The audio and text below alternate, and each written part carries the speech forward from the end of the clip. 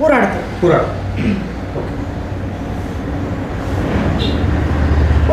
சித்திரை. அப்போ சுக்கிரன் செவ்வாய், சுக்கிரனும் செவ்வாயும் சேர்ந்துக்குது. சரிங்களா? அப்போ இந்த சித்திரை நட்சத்திரம் அப்படின்னாலே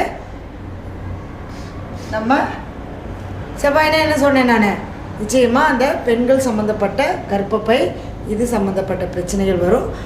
நிறைய பேர்த்துக்கு வந்து சிசேரியன் பண்ணுறது, குழந்தை இதாகிறது.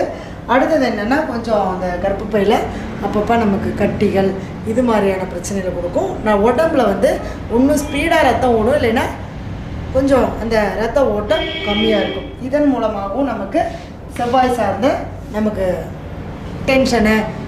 அதே மாதிரி பார்த்திங்க அப்படின்னா இது பெண்ணுடைய ஜாதகமாக இருந்தால் கணவனால டென்ஷன் அதிகமாக இருக்கும்.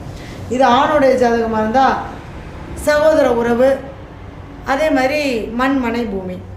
கண்டிப்பாக அது பெண்ணாக இருந்தாலும் ஆணாக இருந்தாலும் அந்த பூமி சம்மந்தப்பட்ட விஷயங்களில் ஒரு மன உளைச்சல் இருக்கும். சரிங்களா?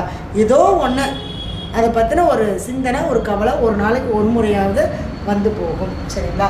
அப்போ இந்த பூராட நட்சத்திரக்காரங்க பார்த்திங்க அப்படின்னா காஞ்சிபுரத்தில் தாம்பரம்,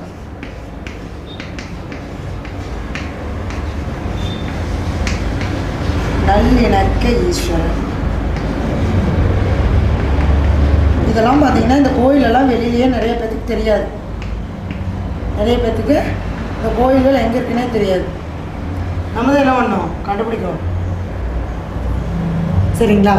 அப்போ இங்கே போயிட்டு நம்ம 26 நெய் தீபம் போட்டு சாமி கும்பிட்டுட்டு கோவிலில் ஒரு 2 மணி நேரம் இருக்கணும். இந்த உடம்புக்கு தேவையான எனர்ஜியை அங்கேருந்து நமக்கு ரிசீவ் பண்ணிவிட்டு வரணும். அப்போ தான் இந்த உடம்பு இந்த உபாதிகள்லேருந்து மனசு உடம்பும் வெளியில் வரும்.